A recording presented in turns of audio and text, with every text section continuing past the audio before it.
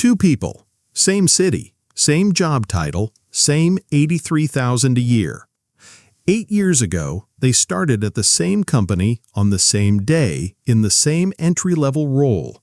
No savings, no debt. Same blank slate. 20 years from now, one of them retires. The other one can't. Not because of a better job, not because of a lucky stock pick or a rich uncle or some secret only rich people know. 4 ordinary decisions, the kind that look responsible either way you make them, is the entire gap. $281,000. That's what it adds up to.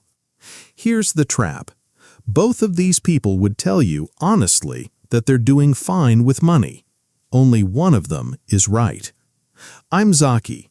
This channel is about the psychology of money, because how you think about it usually matters more than what you know about it. Let's meet Jordan and Casey. Jordan is easy to like. Shows up early, never misses a bill, has a system, pay everything on time, keep a cushion in checking, and spend the rest without guilt, because life's too short to obsess over a spreadsheet. That system built a version of stability that looks completely convincing from the outside. 2 years in, Jordan traded the old sedan for something newer. Nothing crazy, just nicer. The payment landed at $770 a month, which it turns out is almost exactly the national average for a new car right now. Jordan didn't know that. Jordan just knew the payment fit. When the 401k paperwork showed up on day 1, Jordan checked the box, got auto-enrolled at 4%, and never opened that account again. Not out of laziness, out of trust. The company set it up. Surely 4% was fine. The emergency fund sits in the same checking account Jordan's had since college. 6 months of expenses, untouched, earning close to nothing, because moving it never felt urgent. It was already safe. Wasn't safety the whole point? At a dinner party last spring, someone asked Jordan how retirement planning was going. Jordan laughed, actually laughed, and said, "Honestly, I don't overthink money. Pay the bills, keep a cushion, enjoy the rest. Life's too short to obsess over a spreadsheet." Everyone at that table nodded. Someone said, "Honestly, that's so refreshing." Someone else said Jordan has it together more than anyone else at the table. And by every visible measure, they were right. No debt, no missed payments, a newer car in the driveway, a steady job.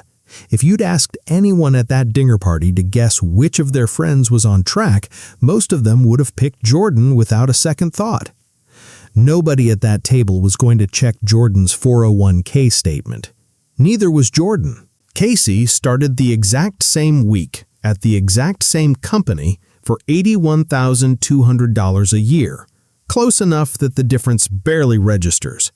Same blank slate, same city, same rent more or less. The differences started small enough to be almost boring. Casey read through the 401k paperwork instead of skimming it, noticed the plan required 6% to capture the full employer match, and bumped the contribution up to 6% in the first month. The emergency fund went into a high-yield savings account instead of checking, a 15-minute online transfer, nothing more dramatic than that. And the car. Casey kept the old one running 2 years past when it felt embarrassing, then bought a modest used car outright with what had been saved, ending up with a monthly cost of about $400 instead of Jordan's $770. Here's the part nobody puts in the highlight reel. 2 years into this, Casey sat in the office parking lot on a Tuesday evening, watching a coworker's brand new SUV pull out ahead. Leather seats, that new car smell practically visible through the windshield, and thought, quite seriously, is this a mistake? Am I just being cheap for no reason? There was no dinner party moment for Casey. No one complimented the choices. If anything, people found it a little much. "Kind of boring with money," a friend said once, not unkindly. "A little too careful, honestly," said another. Casey almost gave in that year, almost financed something nicer just to stop feeling like the outlier, but decided to give it one more year first. then didn't think about it again. No parade, no compliments at dinner, just a used car, a slightly higher 401k percentage, and a savings account nobody ever asked about.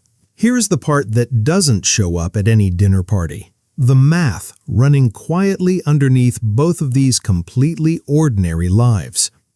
Jordan's car payment, $770 a month, happens to be the exact national average right now.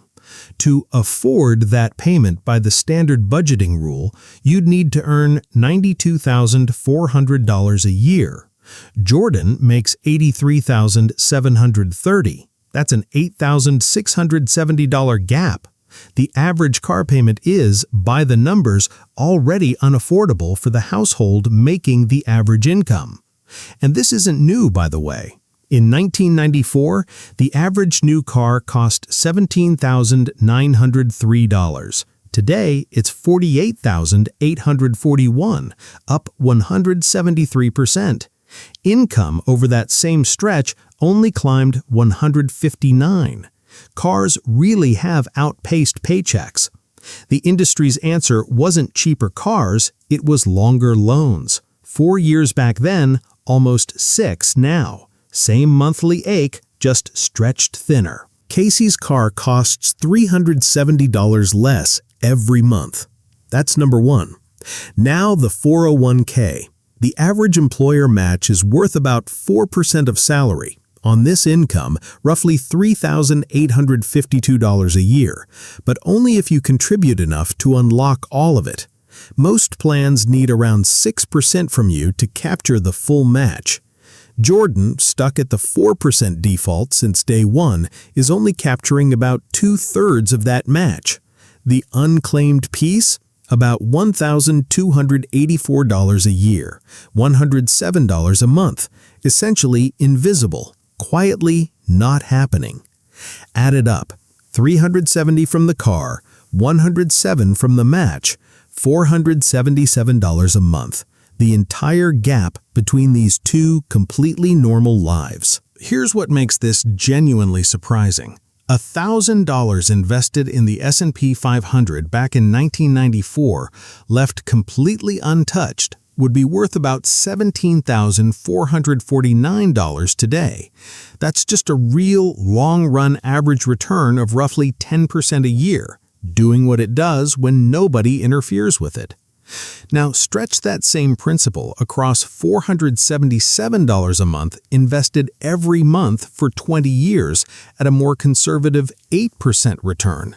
$281,000. That's not a stock pick. That's not luck. That's what happens when money is simply left in the room where compounding happens, instead of being spent as it arrives. Jordan isn't reckless. Casey isn't a genius. Neither one did anything the other couldn't have done. One of them just happened to read the paperwork. Year 1. Nothing visible has happened yet. Jordan has a slightly nicer car. Casey has a slightly higher number on a 401k statement. Neither of them is checking that closely. If you lined them up side by side, you genuinely couldn't tell them apart. Year 5. Jordan's traded cars again. Same payment, different vehicle, same feeling of keeping up. Casey's still driving the same used car, now with a little more mileage on it, a little more character. The gap between them, quietly, is worth about $35,000. Nobody's noticed yet. It doesn't show. Year 10. This is where it starts to show. Jordan gets a scare. Nothing dramatic, just a slow month at work, a round of layoffs at a neighboring department, and suddenly that cushion in checking doesn't feel like quite enough. It's there, it's just not growing, and somehow that matters more now than it used to. Casey, meanwhile, gets an email from the 401k provider that's genuinely surprising. The balance crossed a number Casey didn't expect to see for another decade. Same year. Same company, very different Tuesday. The gap by year 10, roughly $110,000. Year 20, Jordan is still working, still capable, still doing everything that used to feel like enough, except now enough doesn't quite reach as far as it once did. and retirement is a topic Jordan changes the subject on. Casey is doing the math on retiring 5 years early, and it actually works. $281,000 from the same starting point, same salary, same city, one decision made in year 1 and never revisited. They weren't playing different games. They weren't given different chances. One of them just happened to read the paperwork a little earlier, and the other trusted the default setting to take care of itself. The gap between them was never talent or luck or income. It was 4 numbers checked once and left alone. Casey's path isn't automatically the right one for everyone, and it's worth being honest about that. If you're carrying high interest debt, a credit card sitting at 24%, paying that down aggressively beats investing every time. That's not a gap to close. That's the correct move. If your income is genuinely unstable, holding more cash than the standard 6 months isn't inefficiency. It's insurance, and it's earned, not wasted. And if you need money within 2 or 3 years, a house, a wedding, keep it in cash. The market doesn't owe you a good return on your timeline, and Casey's strategy assumes a horizon Jordan's situation might not actually have.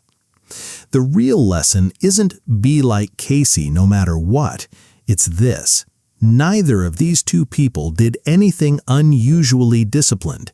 They just checked whether their defaults still made sense, and only one of them did. So here's what to actually check this week. Not a full financial overhaul, just 2 numbers. First, open your 401k account and find the percentage required to get your full employer match. Then check what you're actually contributing. If there's a gap, close it. That's Casey's 15-minute email, 3 years too late for Jordan, and it's worth doing today instead of in year 10. Second, look at where your emergency fund actually sits. If it's earning close to 0 in a regular checking account, move it into a high-yield savings account. Same safety, same access, meaningfully more interest, doing nothing except sitting there correctly instead of incorrectly. Neither of these requires cutting anything you enjoy. Neither requires becoming Casey sitting in a parking lot second-guessing a used car.